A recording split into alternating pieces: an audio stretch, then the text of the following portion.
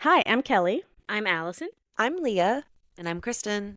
and this is Fear and Wine.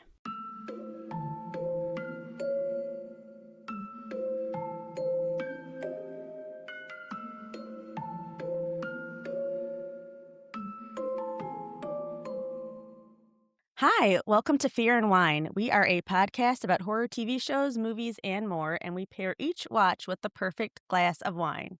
Today, we are covering one of the scariest movies I've seen in a long time, and it is about a podcast, and it's Undertone. I'm sure everyone's heard of it. It just came out. I guess, did it come out like in Canada maybe a year or like well before we saw it? Because I swear I saw 2025 somewhere, but maybe That's I possible because it is a Canadian Like- film that A24 picked up. So Okay. Like maybe it was at one of their film festivals last year because I thought I saw a date of 2025 somewhere when I was looking up info on it. We do not have Allison today because she does not like anything.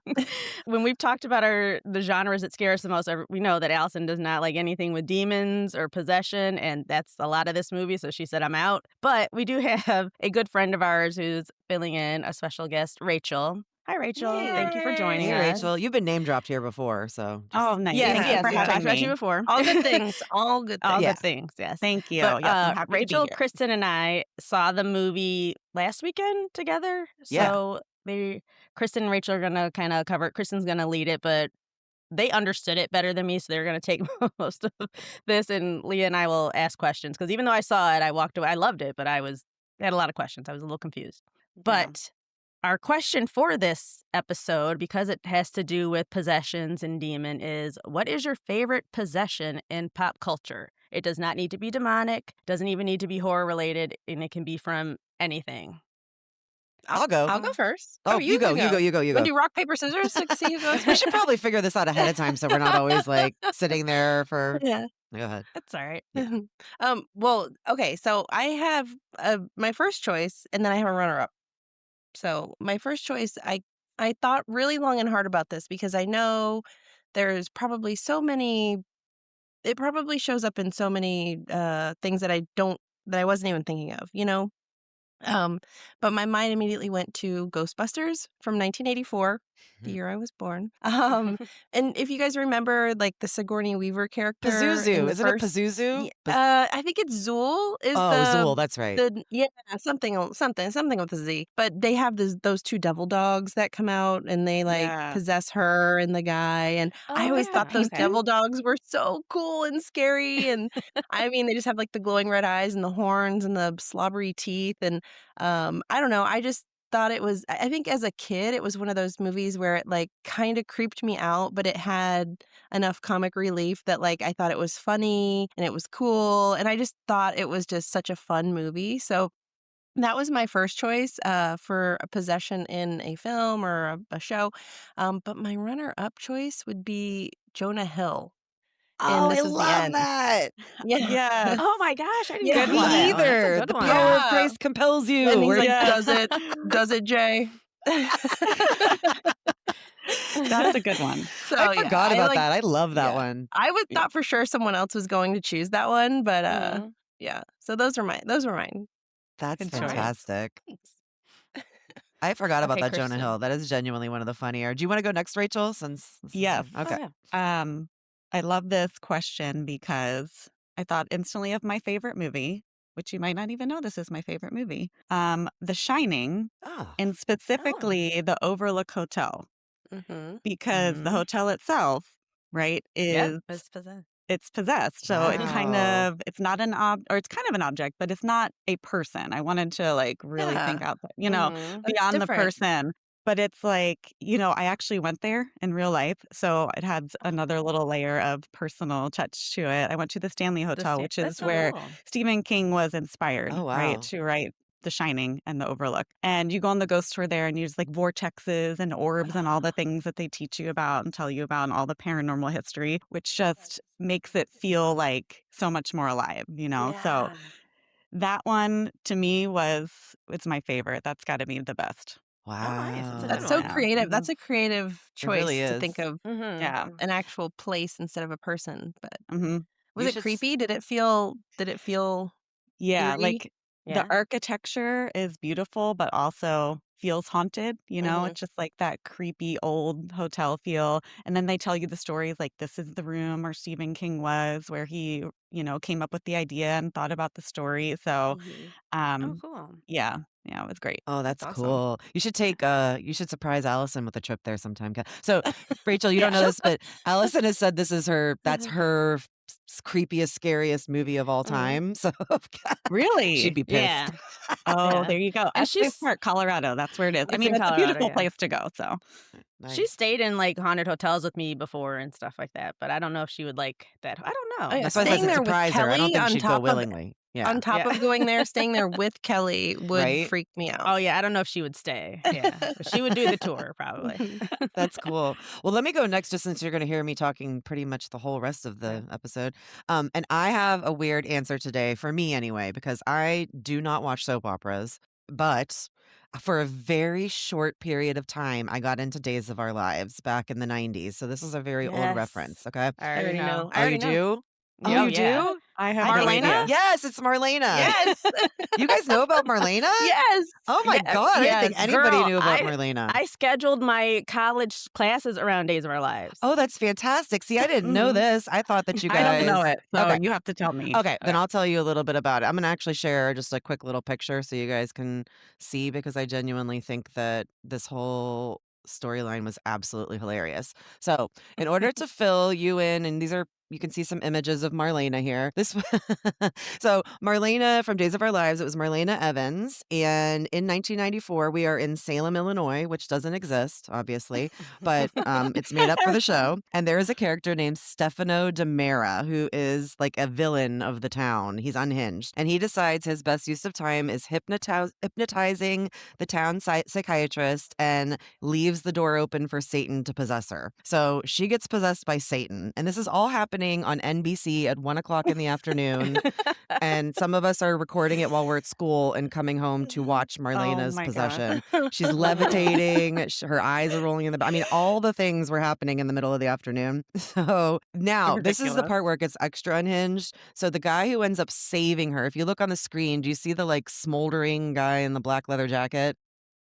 His name's John Black. So he's her love interest at the time, and he starts investigating his mysterious past and discovers that he actually used to be a priest.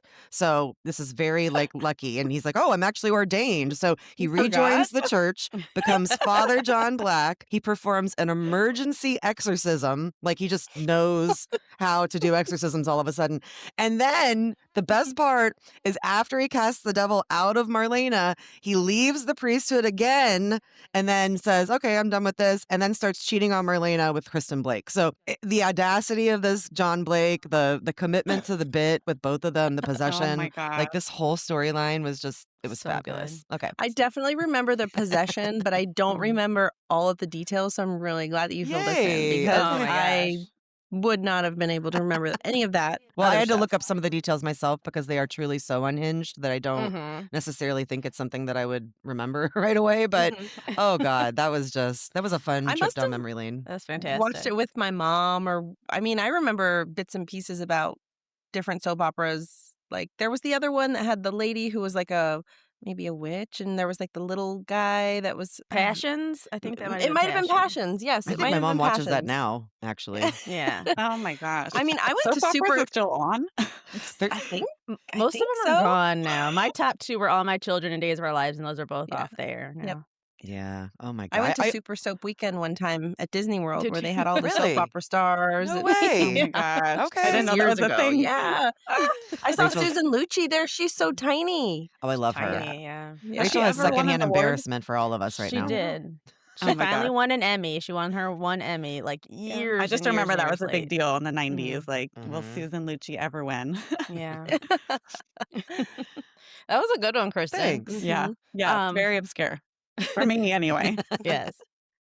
So my top one, I have a bunch of them, but I'm gonna talk about maybe two.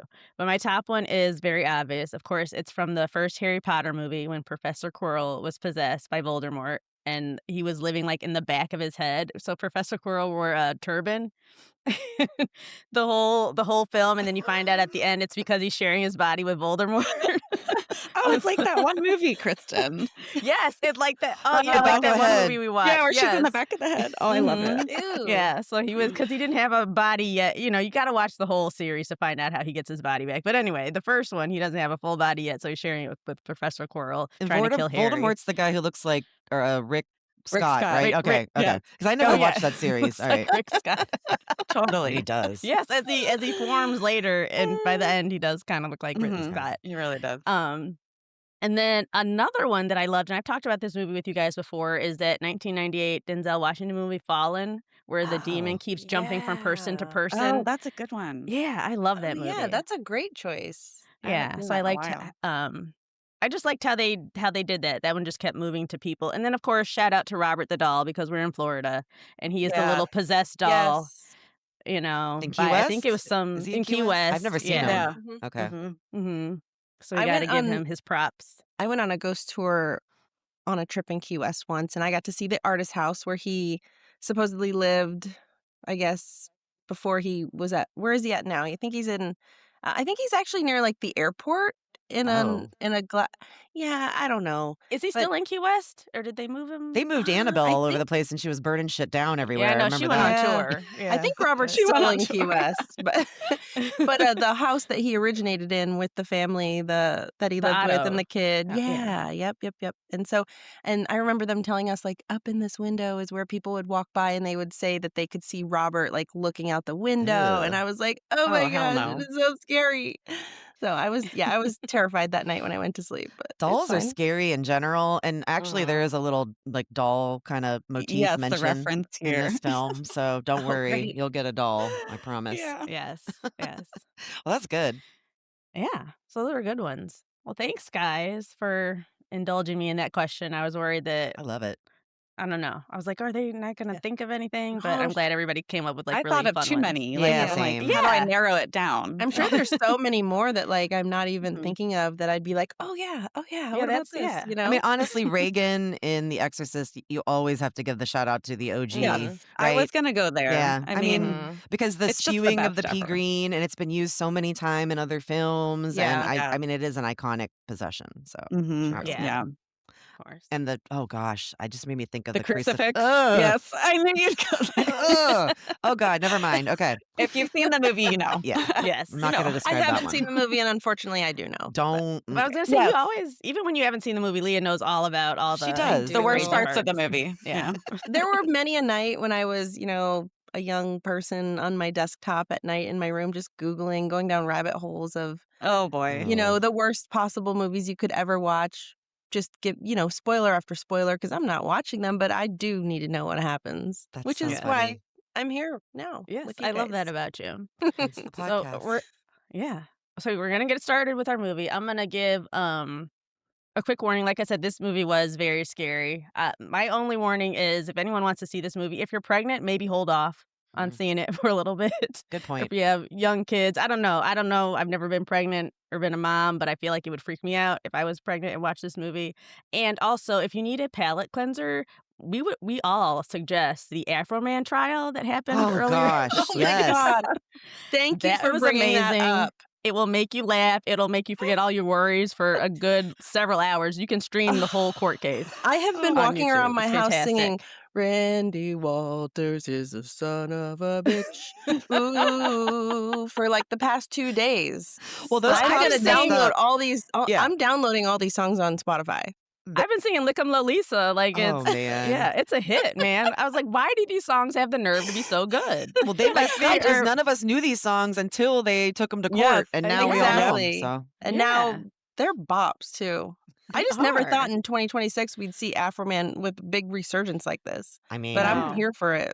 the Love 14-year-old it. boy who's writing The Matrix absolutely wrote this into the Yeah. storyline for us as a comic aside. So it's okay. Yes. All right. So I just thought I'd offer that to people. If you're like, "Whoa, that was too much," if you see this, that's a good palate cleanser. That so. is a very All good right. point. Okay.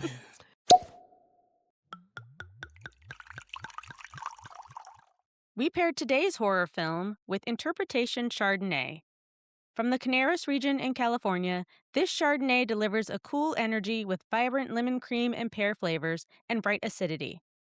This medium-bodied wine has a refreshing finish, making it a standout for lovers of crisp, expressive white wines. Pair Interpretation Chardonnay with shellfish, smoked salmon, pork, and dishes with rich, buttery sauces. Enjoy! For more information about us and all of the wines that we feature, visit our website at fearandwine.com. And make sure you follow Fear and Wine wherever you listen to podcasts so that you don't miss a new episode. And if you like us, please leave us a 5-star rating and review. Thanks!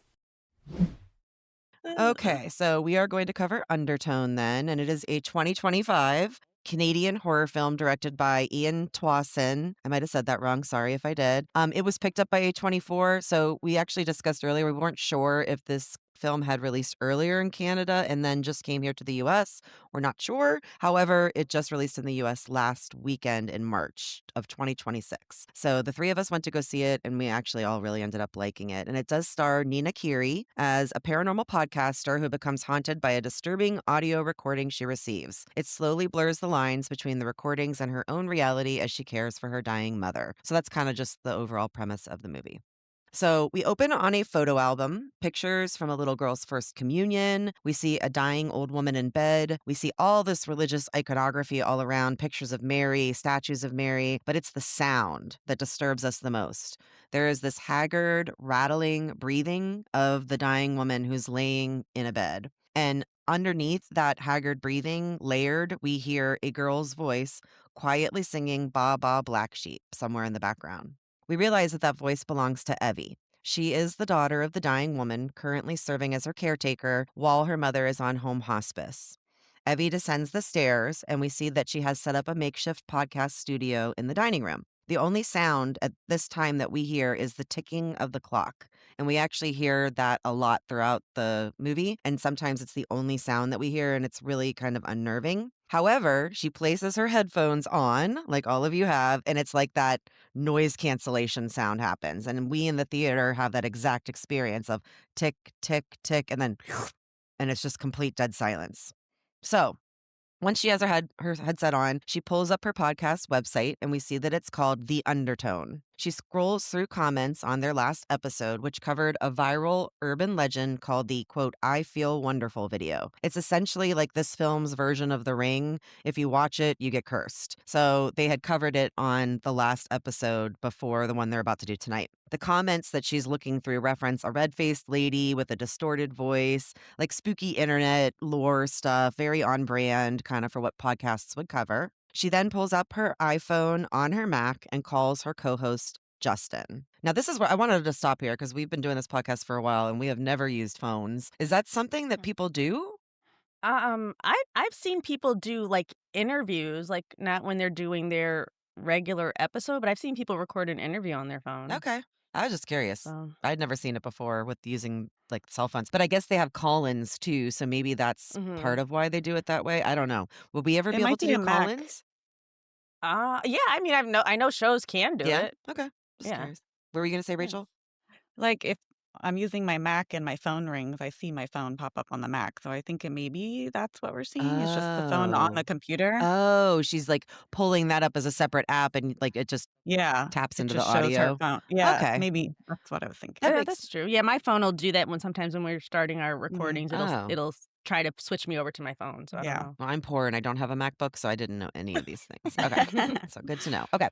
So Justin picks up and they do this little bit where they're pretending that they can't hear each other. The hello, hello, hello, the little back and forth. And Rachel and I caught something that we did not catch when we were watching the movie. hmm Do you want to tell them, Rachel? Yes. So second time around, I caught this. They're going hello, making these weird voices like hello, hello. And then all of a sudden you hear this woman's voice go, hello. And it was Oh. not in the tone of either of them. Mm-mm. And it happened so quick, too fast for Justin to have said it and then Mhm. said the next hello right afterwards. But they There's don't no pick it way. up? They don't pick They up on it Nope. at all? neither one of them pick it up. But the That tone gave is me goosebumps. and Mhm. it's a woman like hello, like softly hello. It is totally just it's an outside voice. Mhm. It definitely has Oh, to be an outside wow. voice. Neither one Creepy. of them hear it. I didn't hear it the first time. I checked the second time around to catch it. Same. In fact, Oh. Yeah. she heard it the second time and was like, Did you hear that?" And so, yeah. Okay. So they settle in and they catch up with each other. The premise of the Undertone podcast is that Evie is the skeptic and Justin is the believer. So they cover all things horror and macabre. We learn that Evie's mom actually has been sick for a while and she hasn't eaten in the last 2 days. We do learn kind of through their little discussion that she feels guilty for wanting it to be over. And I really related to that. My dad passed away this year, and you don't know what that feels like until you watch a parent suffering so badly that you have that feeling of wanting, like wishing that they would die, and then feeling so much guilt about that feeling. So for me, that was a really relatable part of this. And I guess the guy who made this film, it was during the pandemic, and he was living with both of his parents who were terminal at the time. So he was going through this experience, and that's what inspired him to write this film. So And it was filmed in his house where yes. that happened. Was it? Yeah. Oh, Oh, Yeah. wow. really? Mhm. Yeah, little extra things that Wow. we found out. So I thought that that was, Wow. you know, so we learned that she feels guilty about wanting it to be over. She also feels really trapped in the house. And I know exactly what that, my stepmom went through that. When you're living with someone who can't leave and you're afraid to leave them alone, you're basically trapped too. Like you're like an invalid in the house as well. So there's this stifling sort of feeling as well. We also learned that she has a boyfriend, but he's not really checking in on her. He's kind of a douche. Justin brings it up to her and kind of judges her a little bit on it. But in the meantime, we learned that Justin moved to London 5 years ago. And that's why they're doing all of this on the computer. So they meet really, really late at night for her. It's like 3 o'clock in the morning. And I don't know why it always had to be on his time. Like, why? Right? So Yeah. rude. Right? I was wondering why they were recording so late. I was like, maybe she just has another job. But yeah, Yeah, it was no. always I so was late at curious night. about Whatever that Justin needed. too, because I did see the trailer and, like clips from the movie. And I was thinking I could never sit here and talk about scary stuff in the pitch black, like turn on a light Yeah. even, Dude, you know? that's my complaint about all Every horror horror films. movie I don't know ever. why we don't turn on lights. Like we're all hard up for money and can't Right? pay our light bills. Turn on all the lights. I mean, I am, but I am hard up for money, but I am still turning on all my lights.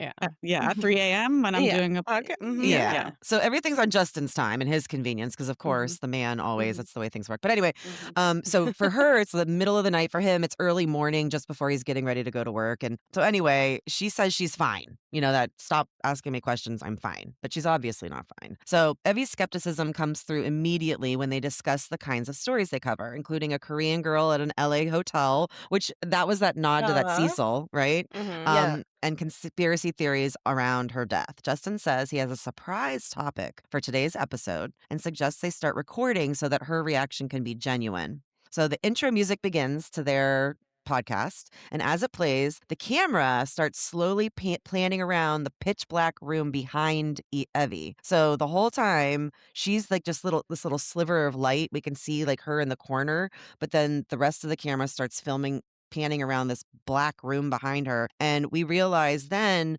that the angle that we're watching her from the darkness. So it's almost like we are someone standing in the room behind her. It's a really interesting shot and it's creepy and it makes you start looking for things in the background that aren't there because the way the film is shot is with not having her in the middle of the frame. She's always kind of somewhere off to the side, and that makes you start looking for things, which I thought was really interesting.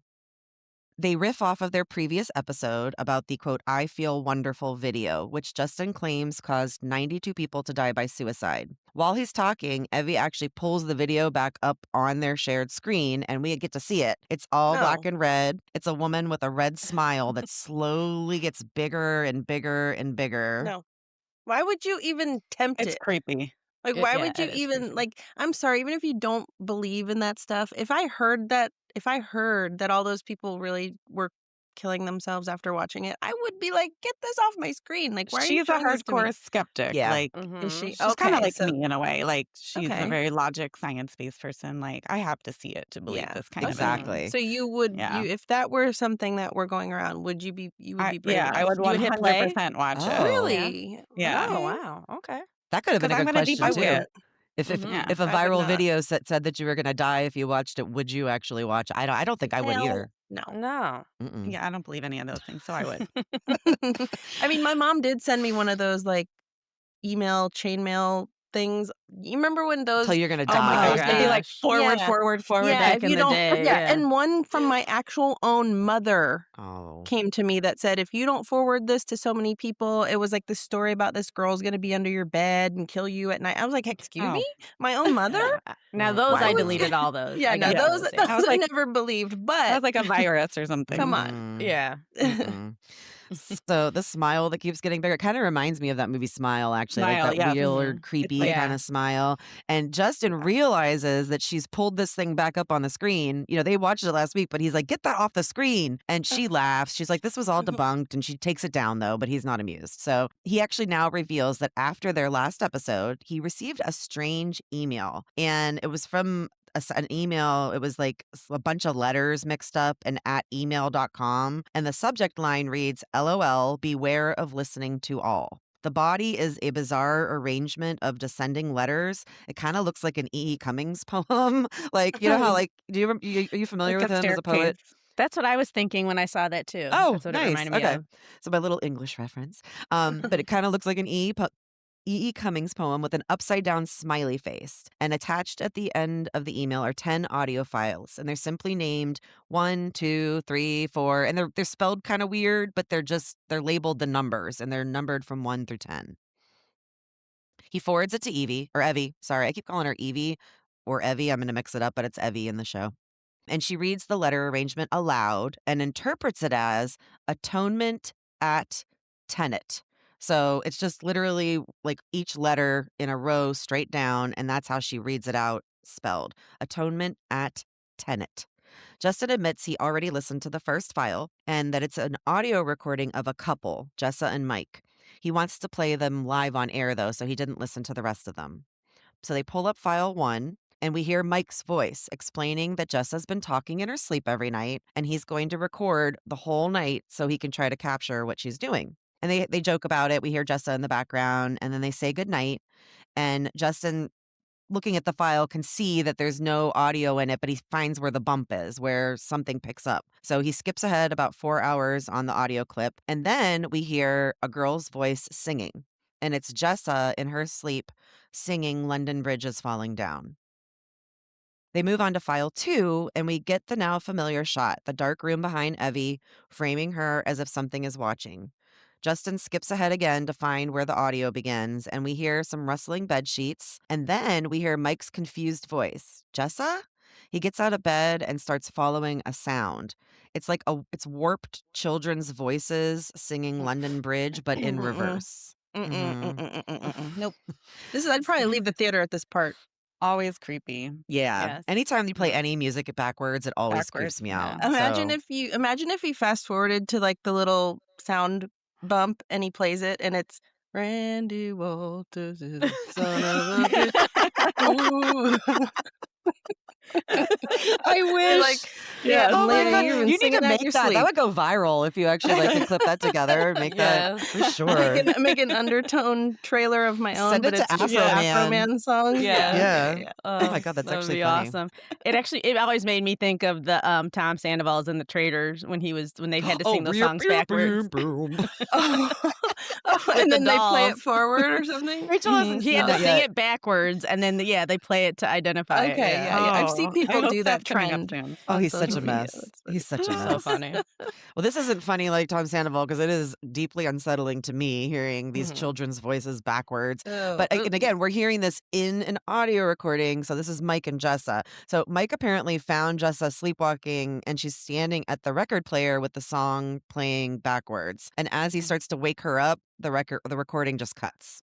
So it was at this point for me that I was like, well, Jessica would have to leave my house if I were Mike. Like, Same. we're breaking up, or you just need to live elsewhere. Yes, agreed. Yeah. Mhm. Yeah, I don't know if I'd be okay with it either. But so as soon as it cuts, Justin comes in and he swears he hears something embedded in the reverse audio. So remember like how when we were younger, they used to say like if you played some group backwards, it would be the devil and there's other Like messages. Kiss or Led whatever. Zeppelin, Yeah. always. Yeah. Oh, okay. Yeah. So I think that's what he's Satanic panic suggesting kind is of that stuff. he's hearing something. So he replays it again and he says he can hear the killer is out, Mike kill all, Mike kill all. We as the audience like lean in with Evie trying to listen. Did anyone hear it? I didn't. Nope. Neither did Evie. None of us hear what Justin is hearing, but he's hearing this, the killer is out, might kill all, might kill all. I don't hear it either, so none of us do. Justin says this made him go down a rabbit hole on London Bridge because for him, like, he needed to find out if other people had heard what he was hearing. So he starts reading a Wikipedia lore about the Queen allegedly burying live children in the bridge's foundation. And they spiral into a discussion about how many children's songs are actually dark historical warnings. Evie asks him to look up Baba Black Sheep since her mom used to sing it to her all the time. So we kind of figure out that's why she was singing it to her mom at the beginning, because it was what her mom used to sing to her when she was little. Justin claims he finds a hidden message in that one too. He starts playing it backwards and says, "Can you hear it?" And once again, Evie doesn't hear anything, and neither do we. But Justin shares the lore anyway, and it's not wholesome. They land on the theory that nursery rhymes were designed to scare children into behaving by warning them that adults do terrible things to them. Seems accurate, honestly. I mean, they used to do that with all the mythology too. A lot of And things the are about fairy scaring kids. tales. Mhm. Yeah. Yeah. So they move on to file 3. And we first hear a man snoring. Then we hear Jessa waking Mike up because she hears water running in the bathroom.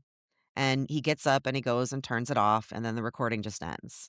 While Evie is deeply focused on the audio, we get that dark room shot behind her again, and a light flashes very briefly in the background. I think she must have seen it out of the corner of her eye because she turns around, but she sees nothing because it had just flashed, but we see it and she doesn't. She looks unsettled though. She's definitely feeling uncomfortable. So she asks Justin if they can take a break, and he suggests that they just call it a night and resume Tuesday.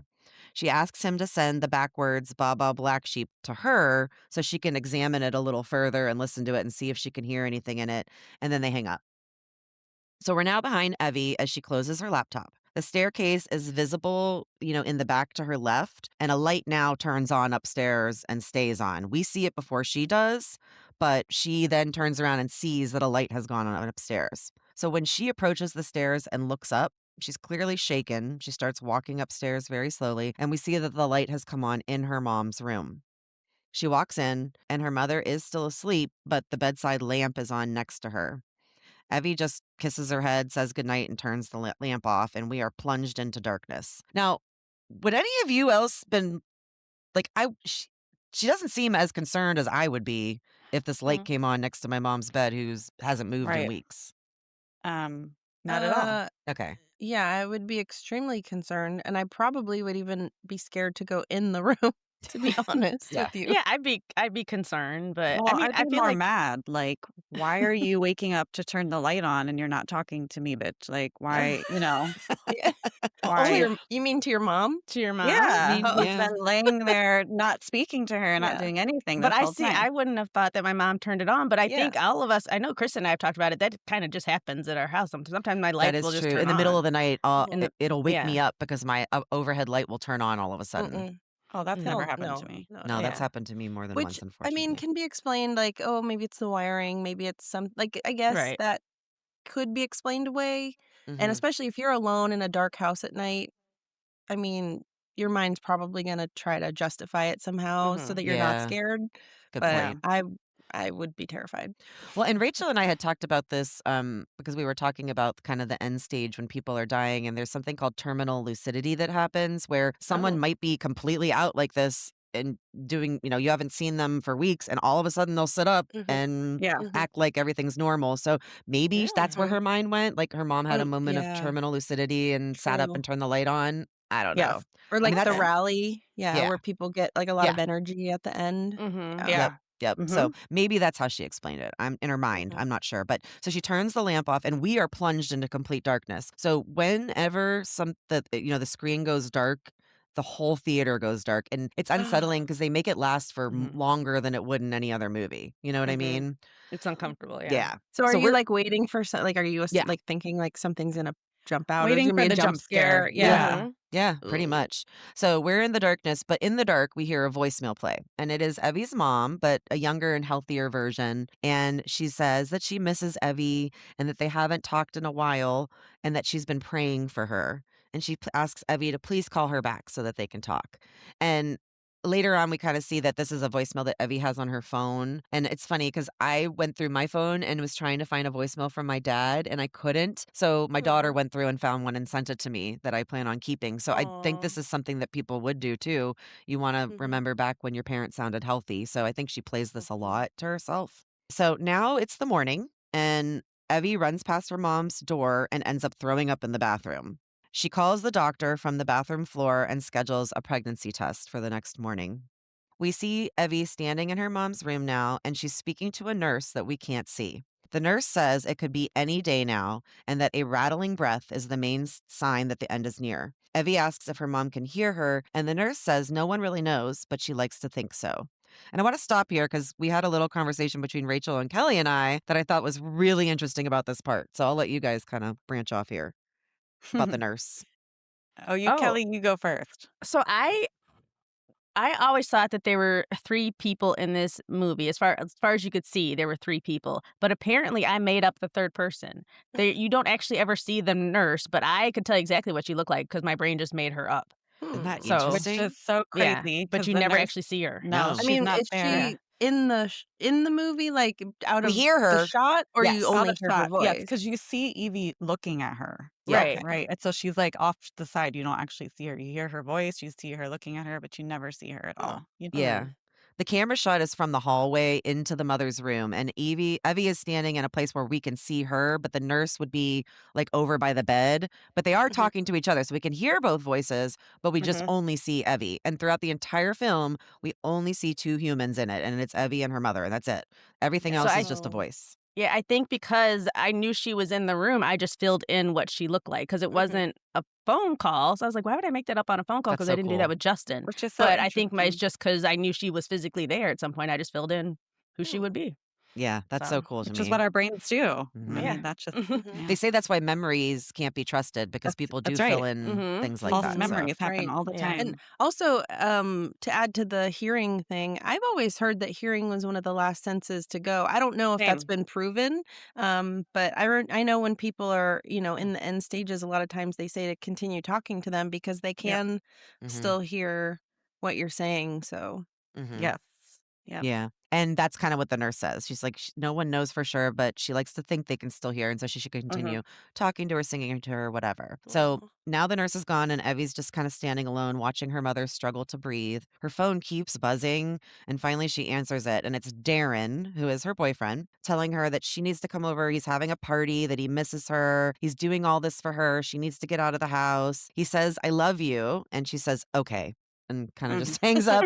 So we Yeah. can tell that she's maybe not so keen on Darren right now, but she does go and rush to get ready to go to Darren's, just like most ladies do. She does stop to check on her mom and finds that her mother has soiled the bed. So she's cleaning her. It's yucky and gross, but she's being really tender and cleaning her with care. Her phone's buzzing in the background the whole time she's trying to clean her mother off. And once her mom is clean, she kisses her head and says, I'll be back soon, and turns off the light. She leaves and goes to the party.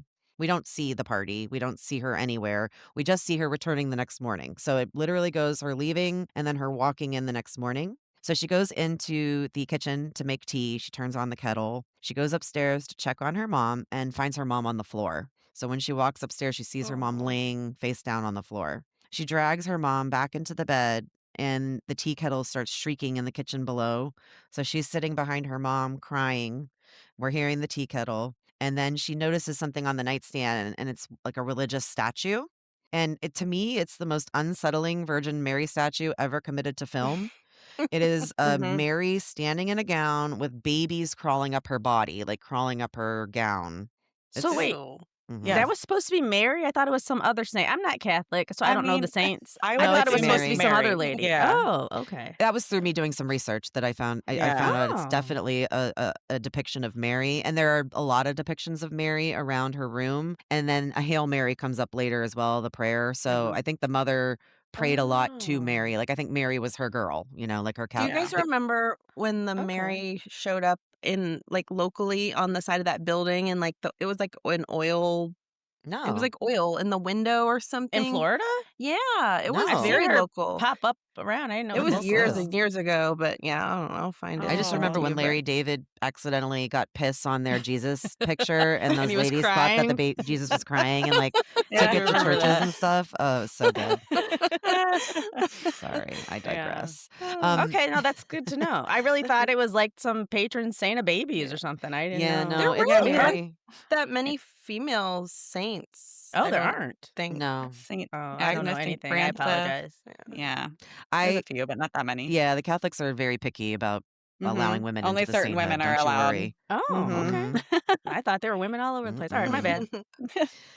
And it really is and so the reason why I know it's Mary is because I actually took a picture of the statue with my phone to Google image it. And while I couldn't find an exact version just like this, because this is genuinely disturbing, there were versions like it with the children, the babies around At her her at the feet, bottom of her yeah. gown. This one's just creepier looking than the rest of them. So I don't know. Huh. But she's creeped out too. And she opens the nightstand drawer and puts the statue inside the drawer. And when she opens it, we see that there's actually a box of crayons in there, and it's sitting on a child's drawing of a woman and a child. And it's like this red and black drawing. And I assume it's maybe a drawing that Evie drew when she was little that her mother kept. It's never really explained, but that was the assumption that I made. Evie heads downstairs and pulls up the reversed Baba Black Sheep recordings that Justin had sent her. So she starts listening really intently, rewinding, writing words down while she's listening. I cannot make out a single syllable of whatever is being sung, but she writes out a whole line, and it says, "Look and lick all the blood off." Ew. Yeah. Yeah, all I noticed is that it was a remix of Baba Black Sheep. It wasn't Same. like the version that we learned. They Yeah. added an extra few notes in there. I was like, okay, they It just still sound like gibberish to me. It Yeah. made Yeah. no sense. Yeah. But she hears something, and it kind of reminded me, it was back like when Justin was saying he was hearing something, but we couldn't hear it. It reminded me of that, but this time she's hearing it and we're not hearing it. So whatever, she writes down, "Look and lick all the blood off." And she's mid-rewind to listen again when the Mac rings. And it's actually her doctor, though. She is approximately 6 weeks pregnant. And she Oh. tells the doctor she needs time to consider her options. And she closes her laptop. She doesn't look happy. He sounds kind of judgy, I felt like on the Yeah, phone. He's I like, agree. "Well, okay then, but if you're ready to come see me, then let me know." He has a Mhm. tone. You can kind of tell. That's very early too to find out that you're Yeah. pregnant. Yeah, it is. Mhm. So Evie's now doing the dishes, and when she turns off the water, she can hear it. A faint sound of water running somewhere else. And it's coming from upstairs. So she starts to head upstairs and goes into her mom's room, and it is actually the faucet in her mom's bathroom that is running. So she goes up and she turns it off, goes to check on her mom. Mom's fully unconscious in the exact same position she had been in when she left her, but the Virgin Mary statue is out and sitting back on the nightstand. This time, Evie puts it in the closet on the very top shelf. She's like, "Fuck that nightstand," because my mom must be able to reach it. I mean, again, in my mind, Right. that must be how because otherwise, how the fuck could the statue have gotten out? So she must be Yeah. thinking her mom's doing it. So she did put it in the closet on the top shelf. Downstairs, her phone will not stop buzzing. We see pulling up on her phone, it's Darren again, but she silences it, pulls out a bottle of whiskey, and pours herself a very large mug of Oh. whiskey in a coffee cup. And As one does when they first find out they're pregnant. I mean, Right? yeah, absolutely. Yeah. What I did notice is when she takes these, like, a few long sips of it, she doesn't wince or anything. Like, I was shocked. I was like, if I tried to take some glugs of whiskey out of a coffee mug, like, I'd be like, Ugh. "Ugh." But she seems fine with Yeah. it. So she opens up her audio program and finds the voicemail in there again from her mom. She isolates the part where her mom says, "I'm praying for you," and starts playing it on a loop. We're hearing, "I'm praying for you. I'm praying for you. I'm praying for you. I'm praying for," over and over again. And while she's playing this, she starts Googling hidden messages and children's prayers. She finds a collection of sinister nursery rhyme analyses and is deep in a rabbit hole of creepy prayer children photos when her phone lights up, and it's Justin calling in to resume their recording. He asks about her mom. He's the only person that checks in with her about her mom. Like, he asked about her the first time. The other boy doesn't, like, ever, No. the boyfriend. So Yeah. this kid seems to actually care about her. And he's like, "Are you sleeping?" And then he says, "You aren't drinking again, are you?" And she takes a long sip of her whiskey and says no. So we get the idea that she's had an alcohol problem in the past and she is not supposed to be drinking. Mhm. He tries to ease her in gently, but she just wants to keep going, so they decide to pick up after clip 3.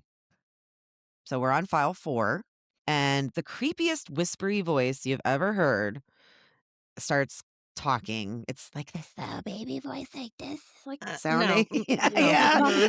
Fuck this.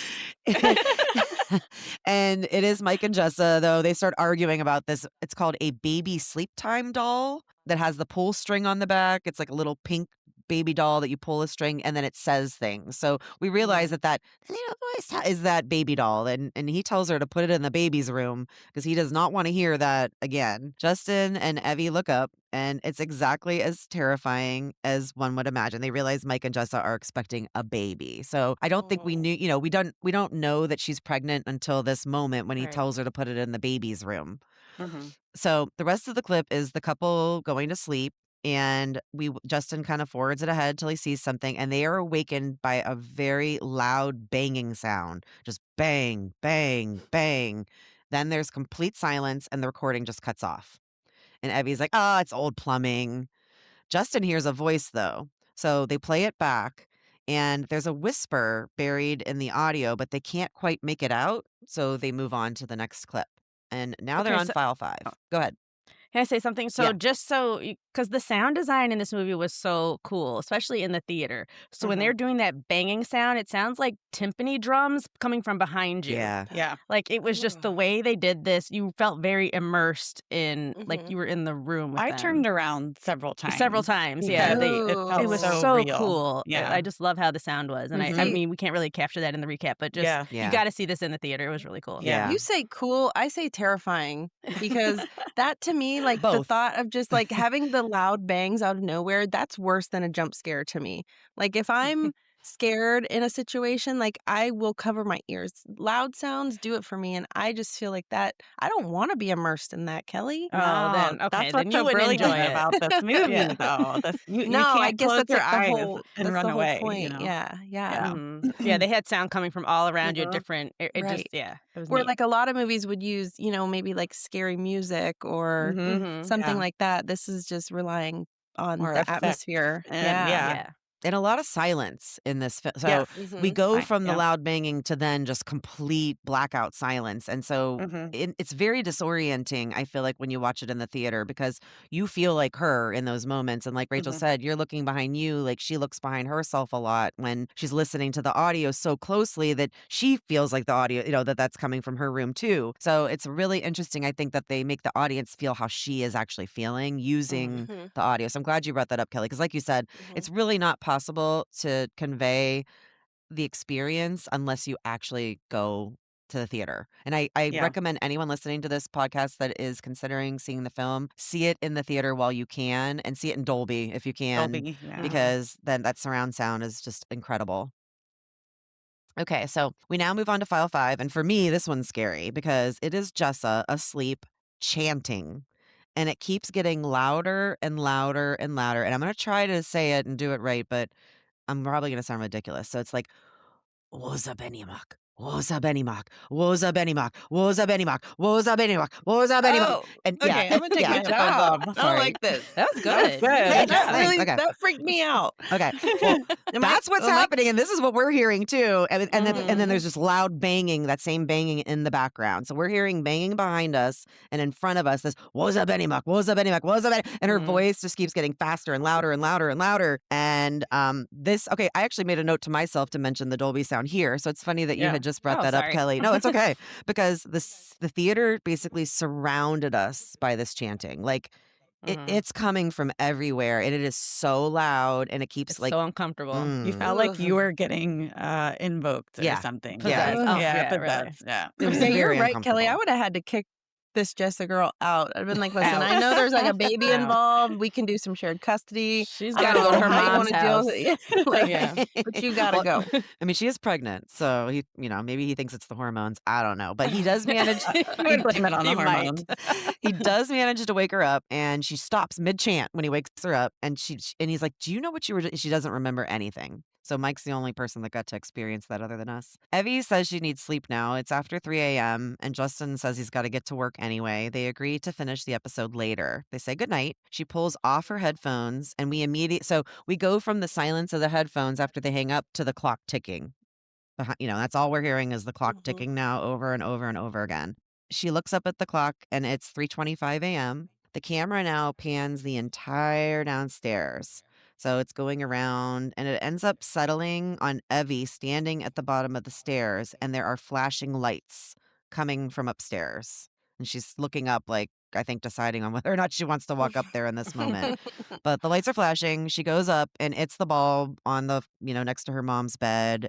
The skeptic in her decides it's just the bulb. She says goodnight to her mom. She kisses her, turns the light off. Now it's morning again. So we do this a lot. Like it just literally goes, we finish a scene and then it's the next morning. Like we don't see her going to bed or anything. So Evie's now bathing her mom gently as we're hearing those haggard breaths from her mom. And I want to mention that as well, because anytime she's in the room with her mom, we do hear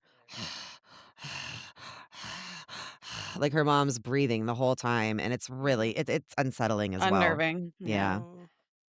So she tries to get her mom to drink a little bit of water, and her mom won't even drink any water at this point. So Evie then quietly collects her mom's medications from the nightstand and puts them in the bathroom cabinet. I think she realizes at this point she's not going to even be able to get her mom to take her pain pills or anything. We don't make a big deal out of this moment, but we do notice it.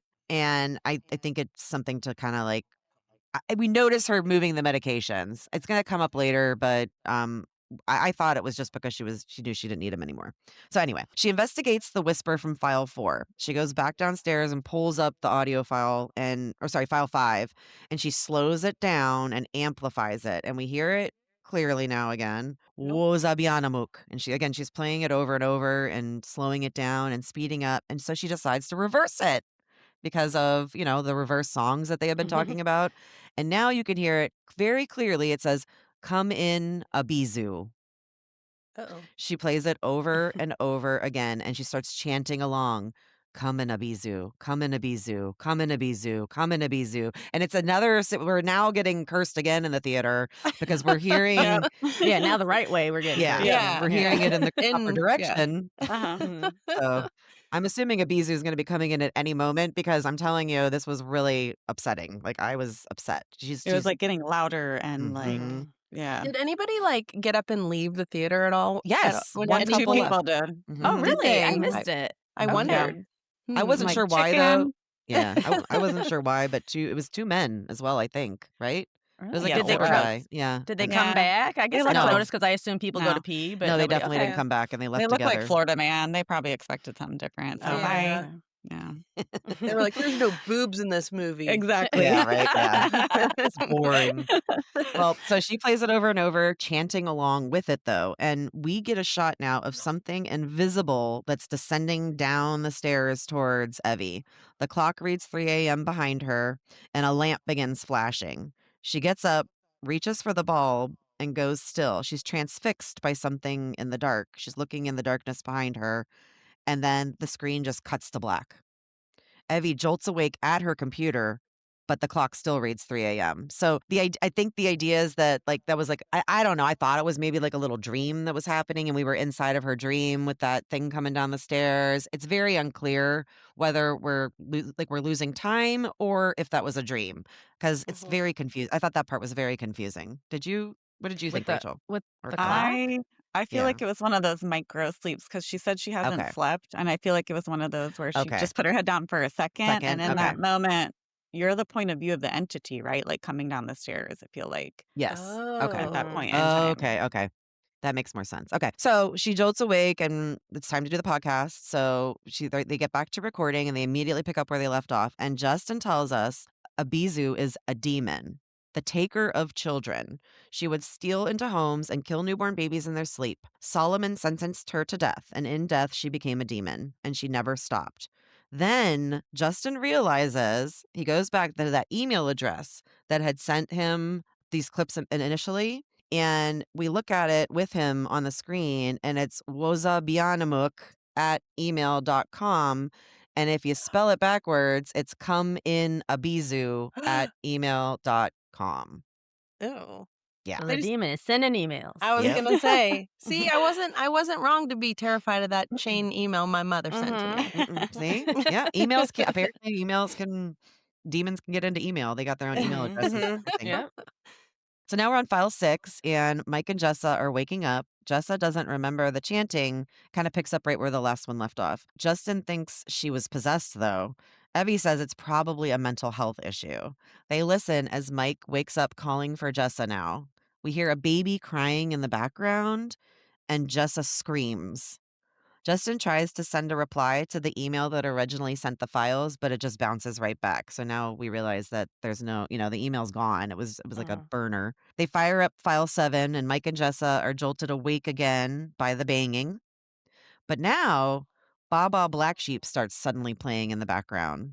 The record stops, a baby cries. What the fuck is that?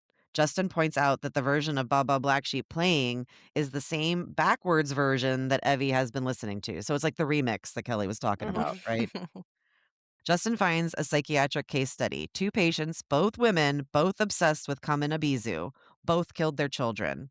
One drowned her baby in a sink, the other died by suicide while pregnant. So he's doing all this research now after she told him about the Abizu thing, and he's frantic. He's getting really upset, and he wants to scrap the whole episode. He's like, okay, let's not do this anymore. Let's stop. I don't even want to listen to the rest. Again, she's the skeptic. He's the believer. He's like, I don't like this at all. But Evie says, this is too good. We are going to get so many clicks. So many people are going to be into this. She's like, let's just end the episode here and make it a 2-parter with a call-in segment for part 2. So they stop listening at the track 7, and they're going to do 8, 9, and 10 in a part 2 and then take calls from viewers. Like, have you ever been emailed by a demon? Email us or call in. Like, what? What kind of questions? I had a thought here, though. Like, Mhm. Evie's been Googling all this stuff, right? She's the background, the this and the that. Why has she never Googled who Mike and Jessa are, or like, I wondered that too. Oh, If they the were background real, story of this, yeah. if this was true, if this is a myth, that part just was a little, Same. didn't make sense to me. That was a plot hole for me because they're both immediately Googling everything. So why wouldn't Yeah. you look up Mike and Jessa? I agree. It's true. That to me was a little hole. Evie goes upstairs to her mom's room and sits down next to her, and she whispers to her mom that she's pregnant. She says she wants to name the baby Mary, and she reminds her mom of the Hail Marys she used to pray over Evie as a child. She says she's not sure that she's actually fit to be a mother, though. At that exact moment, the bathroom light turns on behind her. Evie gets up and walks into the bathroom to turn off the light. The camera is like showing us Evie and then what's behind Evie. So Evie can't see what's behind her, but we can. And in that moment, her mom slowly raises her head up in bed and is just staring She does like directly at That was the Evie's back. scariest part for me. Yeah. That was Her the mom set up. scariest part, hands down. I Yeah. do not like that at all. And it's a slow raise up, and she's just staring into the back of her, basically. So Evie turns the light off, and when she turns around, her mom's just laying there unconscious again, like she had never been sitting up. So super creepy. Like that one really, really creeped me out. At this point, I guess since Evie's not been sleeping well, she decides to grab a couple of her mom's pain pills to help her go to sleep. So she pops a couple pills from her mom's bottles. She puts in her AirPods and she turns on a sleep meditation. And a calm voice starts guiding her into a peaceful lake. Then the voice starts to begin describing choking and drowning babies. It's really fucking weird. Part like what she's listening to start Yes. transform? Yeah. Oh. Yeah. Yeah, no, my. at this point, I turned to Kristen. I was like, what the hell kind of meditation is this? Because I listen to those to sleep all the time. I was like, hold on. So does Rachel. Yeah. So she's like, you're walking into this beautiful lake, and then you see a baby. You decide to pick it up and choke it, and so it gets like into like that kind of thing. Yeah. Bloated Yeah. babies floating everywhere. Yeah. Oh my God. So she, in this moment, wakes up from a nightmare. So we're kind of led to believe, oh, she was dreaming that. That didn't really happen. But she hears whispering from the hallway, and it's a Hail Mary being prayed. So it's, Hail Mary, full of grace, the Lord is with you. We're hearing that. So she rushes into her mom's room. She thinks it's her mom praying because her mom always said those Hail Marys over her, but her mom is dead asleep. So Evie shakes her gently, and she begs her to talk to her. And then she shakes her even harder because she's like upset. She's like, why do you keep doing these things when I'm not in the room? And then when I come in here, you're always sleeping. But then she feels terrible. She realizes that she shouldn't be upset with her mom. She picks up her phone and she calls the women's clinic to make an appointment. And all we hear is her mom's labored breathing filling the room. So we get the nuance that she's calling to set up an abortion. I know that it's not, I mean, it's a movie, so it's like this is just a thing I think of, but I feel like if I were in this situation, I would have cameras in my house, especially if I thought weird things were going on, or like if I Mhm. wanted to be able to keep an eye on my mom. You know what I mean? So it's Yeah, like I for the feel like keep an eye on my yeah, yeah, that's so not a I bad feel like idea. in reality, if this were happening, like you would see these things that are happening. Your mom's sitting up in bed and all that stuff. You would see it on on a camera. You know what I mean? But it's like Yeah, like Yeah. how they never do. Paranormal Activity I did was it. They gonna had say Yeah, cameras paranormal activity. yeah, Yeah. all over the exactly. place, yeah. Which in the Yeah. beginning, when you were talking about the Mike and Jessup, that did give me big Paranormal Activity Mhm. vibes. But anyway, It gave me a lot of those too, actually, as I was watching it. Mhm. So you're not wrong. With the audio version of it, kind Yeah, of, that's what I And had that's a more, good yeah, yeah. point. yeah. Like, why wouldn't you set up a baby they have baby monitors now where you can check Yeah, from your baby phone app and monitor. yeah, everything. So I don't hmm know. I don't know. I mean, I think her mom was dying, and so yeah. uh, Some things you don't wanna see, I think. yeah, Yeah, That's yeah, maybe. true. That's very Yeah. true. And baby yeah, monitors are scary in and of themselves. Yeah, That's a they whole are. nother story. They yeah. do look Exactly, creepy. Yeah. exactly. So she had called the clinic to make the appointment. She turns off the light and leaves the room, and now we're just in the room with her mom. And she calls her mama, in case that matters or not. And Aw. that kind of freaked me out a little bit because my I daughters call think me mama actually a lot. Aw. Yeah. So she calls her mama. But mama's alone in her bed, and we hear her take her last breath for sure. It is that death rattle that the nurse Mm, had described earlier, that mhm. both Rachel and I were warned about, that I've listened to podcasts where they talk about the death Mhm. rattle. We mhm, hear it. I mean, Evie's Yeah, not in the we do. room, but we as the audience, I think, see her mom die. And then there's just complete silence. Like there's no more of that haggard breathing or anything. It's just completely silent in the room. But Evie has gone back downstairs, and Evie and Justin are now recording that follow up episode, the part two. And he's talking, and while he's talking, she has those crayons that she had pulled out of the nightstand, and she's scribbling with these black and red crayons, drawing. We can't quite tell what she's drawing, but she's laughing at him, how dramatic he's being. And she's like, this whole thing is clearly a hoax. Someone staged this. They sent this to us. They're fucking with us. Like she's totally gone full skeptic now. And Justin doesn't like it though. But they decide, okay, let's play file 9 now. So Jessa says she doesn't feel well on the clip. She says she woke Mike up and he wasn't in bed, but there was a shadow there.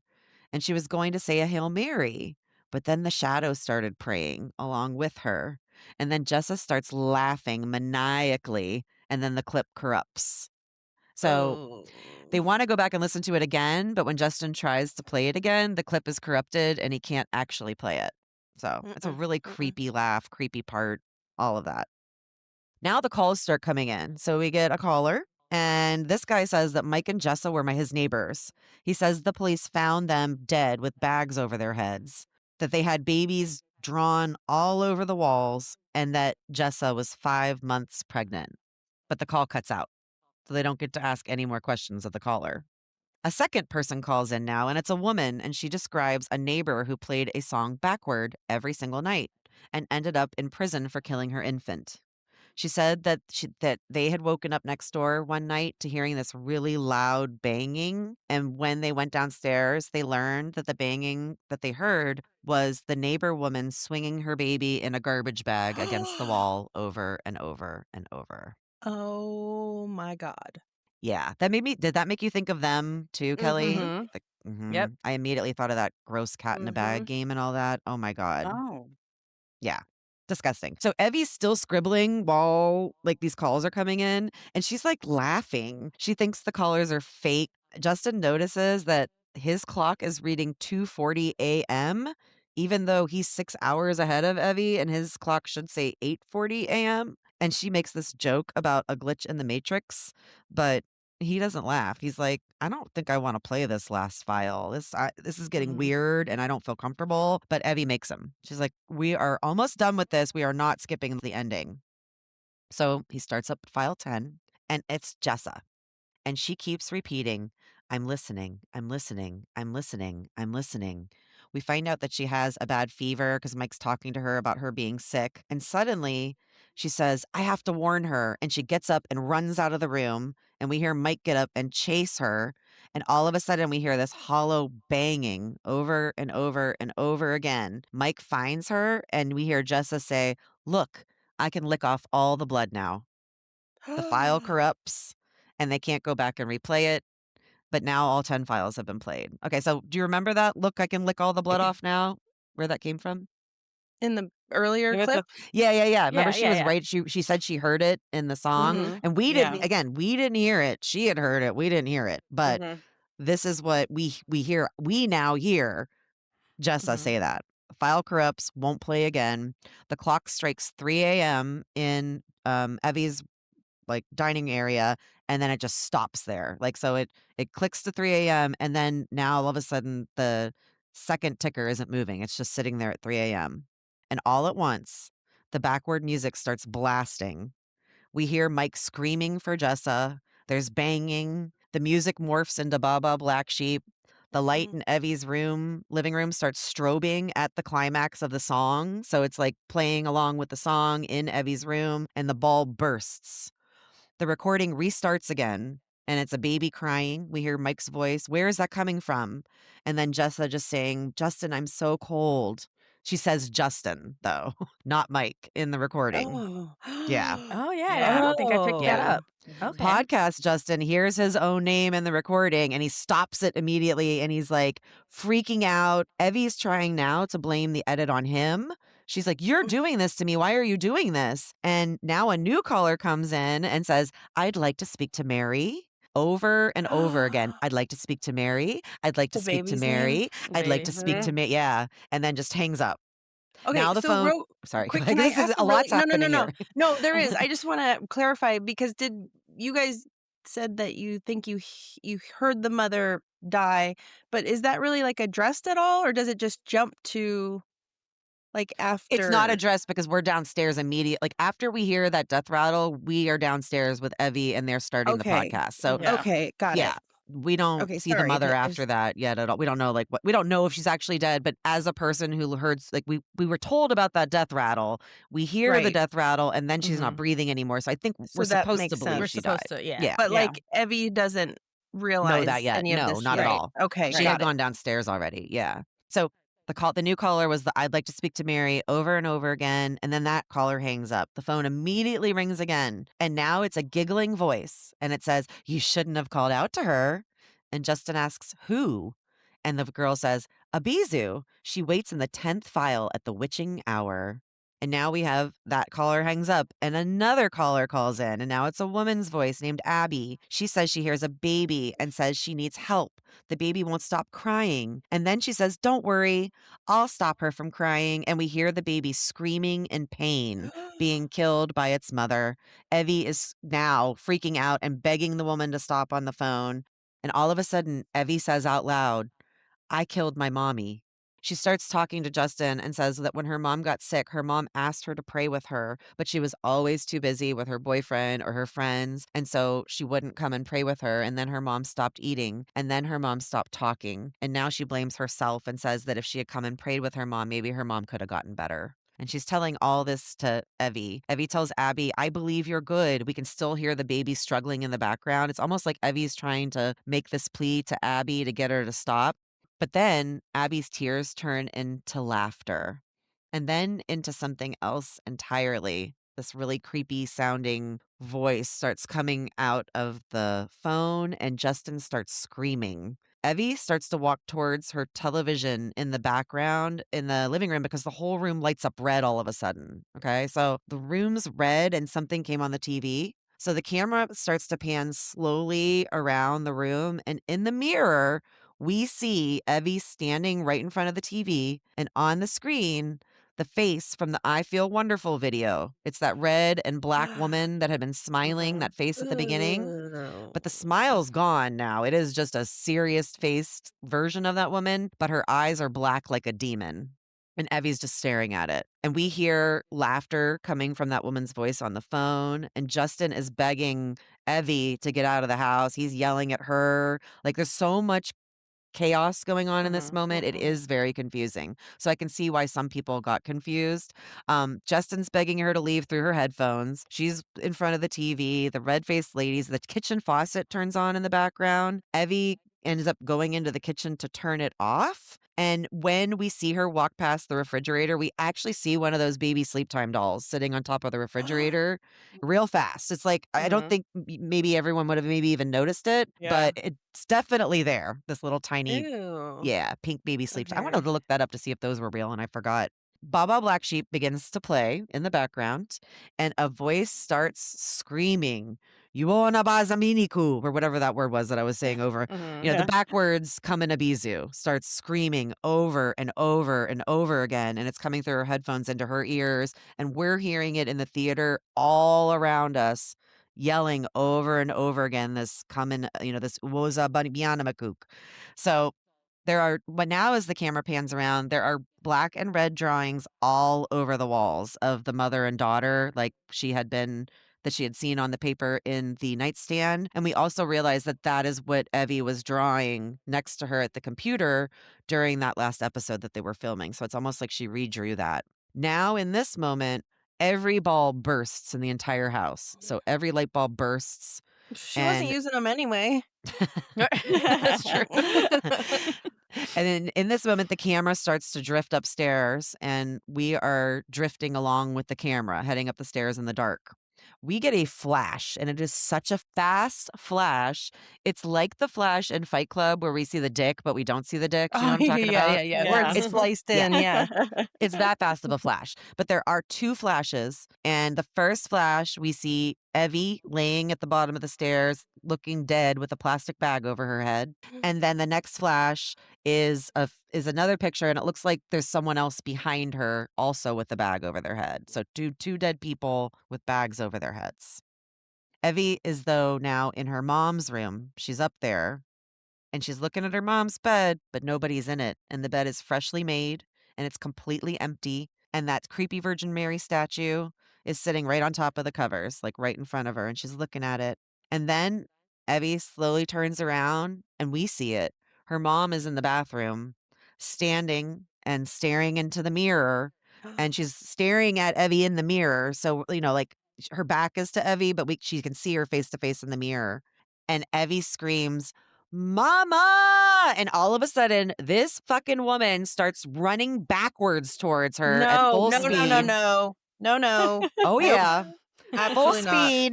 The whole screen goes black. And so we in the audience are in complete darkness now. And then the credits start playing, but we hear over the credits a jumble of sounds: demonic whispers, distorted audio from the recordings, the warped nursery rhymes. All of it is like layered over one another. It's colliding. And underneath all of it, cutting through clearly enough that no one in the theater can miss it, the sound of a body falling down the stairs.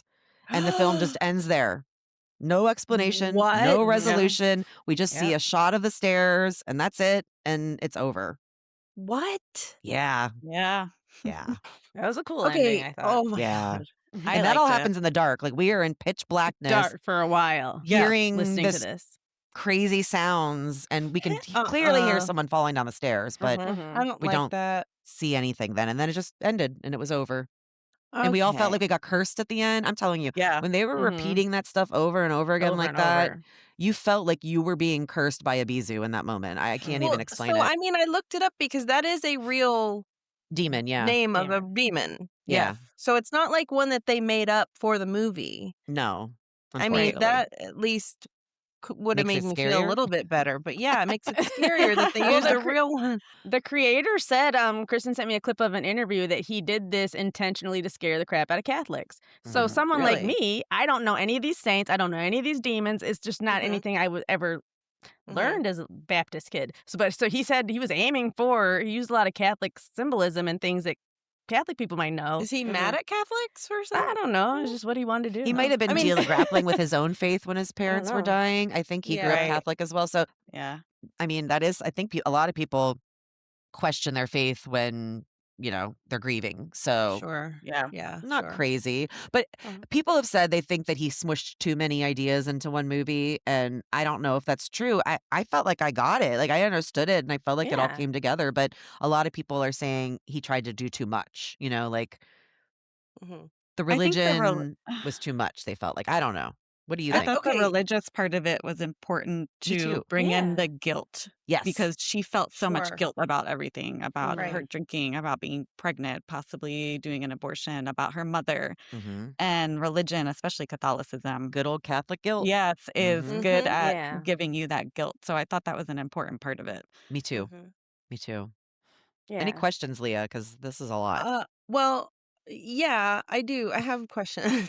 Okay. um, so at the end, you were talking about. Okay, so we talked about how Mike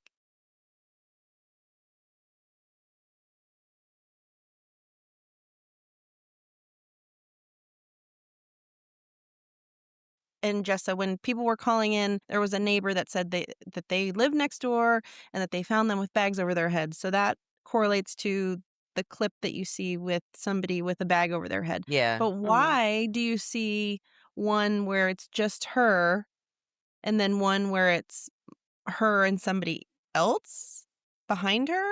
Like, why are there multiple? I'm confused by that part. Like, what was your interpretation, I guess, of what happened at the end? Rachel, do you want to? Yeah, we talked about this a We little did. bit. I noticed that it was definitely her and somebody else, and I thought it was the mom. That's what I And thought. so I I thought it was was too. thinking mom was possessed, kills Evie first, And then puts killed a bag herself. over her own head, jumps down the stairs or something. Like that's where I was going with it. So I don't know, Kristen. Oh, I thought she pushed her down the stairs. I thought Well, Evie got tossed down the stairs well, how somehow. did I don't mom know. or dude, I guess maybe the entity pushed mom down the That stairs? Both of them ended up down at the bottom of the stairs Oh, okay. somehow, Okay. from what my point of view was. And I'm only Okay. basing that off of the recording of Jess and Mike, where Gotcha. or Okay. no, the caller that called it and said And Jess and said Mike that were they found at yeah. the bottom of the stairs. So Mhm. I kind of just filled that part in. So I don't know. Okay. What was your take, Kelly? I mean, I guess that's what I thought.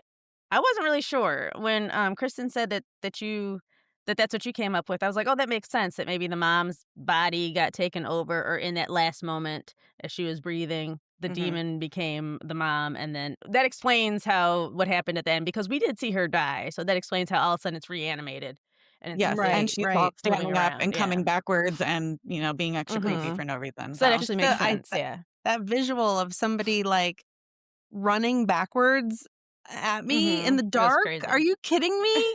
No. Mm-mm. yeah. You might as well kill Yeah. me at that point because I don't want to see that. One of my questions was after the movie, I had to ask Rachel and Kristen this because I was confused. It seemed like so they both had watched that video, right? Like the ring style video, her and Justin to get cursed or whatever. But because he's not pregnant, so I was like, is it a choose your own demon? Did Justin get attacked by some other demon that had nothing to do with babies? But he didn't because he seemed to be telling her like, get out. He wasn't as affected by. He Right. was hearing everything, but he wasn't being attacked because he's like, hey, you got to get out, get out. He Right. wasn't screaming in his own pain or whatever. So that's No. why. I mean, that's why when Kristen's like, "Oh, my daughters are going to see it," I was like, "If they're not pregnant, there's really nothing to be worried about," because it True. seemed to really only be after certain Yes. women. But then because I didn't know if he had his own curse. It didn't seem like he Yeah, did. It seemed like the only thing that affected him was that recording that said That said his Justin and name. that yeah, said it his said his name. But name. other Yeah. than that, what's the He worst didn't he's seem to be getting? Like a scary attacked, voice. right? Yeah. Yeah.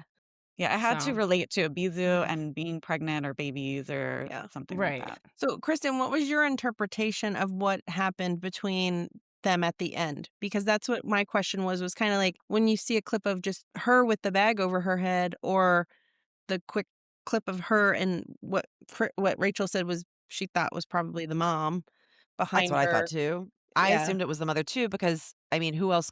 Like my only other thought was who else could it be? Like Yeah. it couldn't be Mhm. Justin because he was in London. But Right. a lot of the arguing that I'm seeing online is people are asking, was Justin also? If they both watched that video, then they Mhm. both had to be cursed. But I think the way it cursed her was using that Abizu because she was pregnant, because of her Catholic. I'm sure that video probably curses people in different ways, but I do believe Justin was being cursed because he was hearing things in the video that she wasn't hearing and we weren't hearing too. So I Mhm. So it think is a he was choose your having own his demon. own shit going on. Yeah. Yeah, yeah, I think it But is. he didn't seem bothered by it because he was telling her to get out. It didn't seem like Mhm. he was screaming in That's his a good own pain point. or under attack. He just kept saying, Mhm. "You have to leave. You have to leave." I know if I'm Mhm. being attacked, damn what everybody else is going through at that moment. So Right. I don't. Yeah. I feel like he was trying to help her. So Yeah. maybe But I don't because know. Mike also died, like Mike and Jessa died, I thought like my thought was that they were both Oh, gonna end up But dead. they So I were just so together, so maybe maybe they Maybe. were but in they the were same together on the spot. computer. That's true, but they were in it's true. yeah, I that's don't know. true.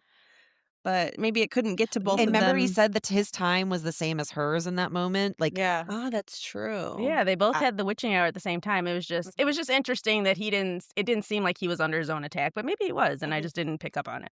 but Or well, wasn't maybe there something, Rachel, where we picked up the name Justin and somewhere else? Oh, when Jessa says Justin yes, that Right. in was the that time. The only yeah. time you hear yeah. him being pulled into the narrative Was of In the just clip. his possession was just name, the yeah. voice. Mhm. Well, and the hearing things in the song earlier that she could like we couldn't hear. He was Yeah. hearing things that we weren't about Mike, what right? Actually, it was Mike will kill all. It was something Oh, like yeah. that Oh, that he that's was hearing true. That's Yeah. earlier. true. Okay, so maybe Justin maybe that's part 2. Maybe That's Justin what I runs was gonna out say. and Yeah. starts Maybe And killing he part gets 2 his folks. is own his. demon. And there's gotta be one out there that will affect him. Why do the So demons all have Z's in their names too? Did you I notice was gonna that? say that too. Yeah. Yeah, I don't Because know. Pazuzu is another demon, but it's just not the Mhm. demon from Ghostbusters. But they all have Mhm. Z's in their names. It's like a Yep. Z thing. Oh, so Yeah, I've noticed that Anyway, too. But interesting. I loved this. I ended up loving this movie. I thought it was so original, unique. Um, this is interesting. So I thought this was really interesting. My daughters went to go see it after I saw it, and they went with 2 of their friends. So 3 out of the 4 loved it, were scared and thought it was great. My one daughter, she's like, "I didn't like it." And I was like, "What?" I was like, "Okay, explain to me why." And she's like, "It was so obvious they got cursed by that video at the beginning. I knew the whole time what was going on." yeah. I was like, "I didn't." Like, I had forgotten all about that I video had until it to. came up at the end. Mhm. And the other 3 girls had forgotten about it too, but Ruby, she's like, "I knew as soon as they started playing that, and it was so out of nowhere, and then they didn't come back to it, that was gonna come up somewhere again late." So her predicting skills actually, like, made it less enjoyable for her, I guess. I don't know. I thought that was Yeah, really yeah. quite interesting. So But did she think it was scary, like, the way it was done? I mean, did any of it scare yeah. her at all? Yeah, she said that it was definitely creepy with the dark Mhm. and the audio stuff, Mhm. but she said because she knew what was gonna happen, it didn't land for her the same way. Yeah, But she the said the other story. 3 girls were terrified, like, all Yeah. 3 of them were terrified. So, yeah. You know what it reminded me of a lot is when I saw the Blair Witch Project for the first time, because Oh, Ooh. so much of yeah. it is your personal, like what you fill in the blanks with.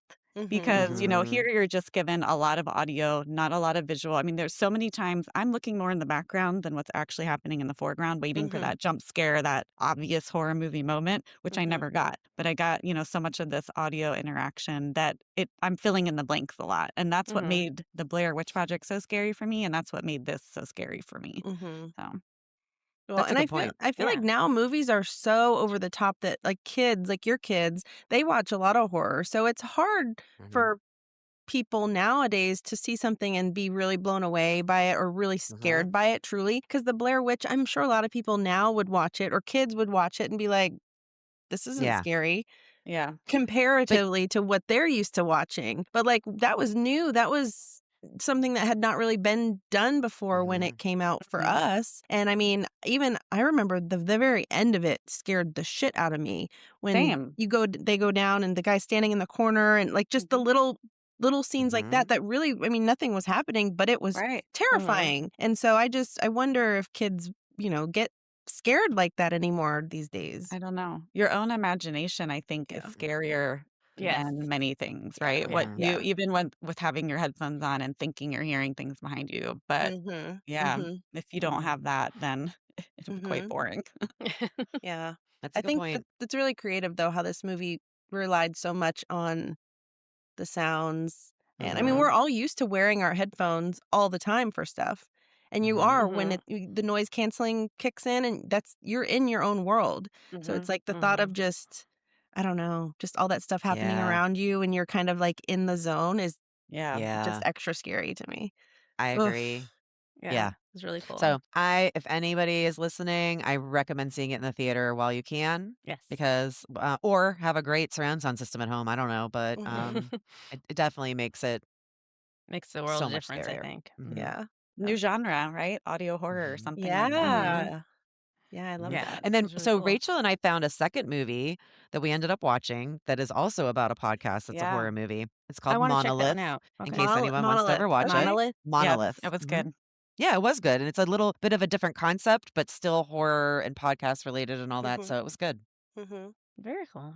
Well, thanks Yeah. to you guys for leading us Thanks. through this and answering our questions. Like I said, I saw it and I still had questions. I didn't totally understand. So I'm glad you broke it down and hearing your thoughts. Stuff makes more sense. And thank you, Yeah. Rachel, So because she helped me understand some things that I wasn't catching either. So I Yes. needed her on this one. Thank yes, you guys thank you for so much having for me. I joining. hope you'll come back. Yes, I Yeah. would love to. This was fun. Yeah, it was Oh, so good. fun. And I'm sorry Allison missed this episode, but She's not. after hearing it, I'm sure she is absolutely glad she did. She probably would have Mm. clicked off at a couple points where you were like, "Oh, I stop," when you were doing Yeah. this. She would have clicked off. Yeah. I mean, even just Kristin, like some of the audio Repeating that the you sound. repeated, I Yes. was like, Sorry. I think I need to take my headphones off. You sold it. Yeah, I you loved did it. great. Thanks. Okay, good. Yeah, All you right. did. Sweet. Yeah, I was you worried did. about that part. You did. Okay. But Well, thank you so much. We'll be back next week where I will be covering the sequel to one of my favorite movies, Ready or Not. It's Ready or Not 2, Here I Come. So is that it? Yeah. Yeah. Gonna find I you. think so. Yes. Now I'm so stuck in the Lauryn Hill lyrics, I didn't know if I said it right. But yes, I'll be covering that. Allison did see that one with me the other day, and we loved it. So that'll be a fun one. good. Not nearly as scary, but fun, wild, bloody, and it'll be a good time. So Yeah, The and opposite of, yes. like Kelly said, if you need a palate cleanser, go listen to Lemon Pound Cake by Afro Man. Yes. Go just pull up that Look whole 'em Low trial on Lisa. YouTube. Yep. Yes. And you'll So be good. Real fine. life. You'll be fine. Thanks, everyone. All right. Bye. Bye. Bye.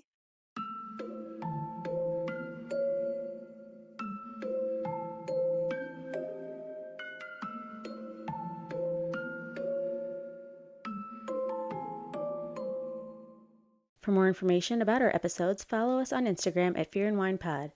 And if you have a fun discussion question that you'd like for us to answer on the podcast, send it to us at fearandwinepod@gmail.com.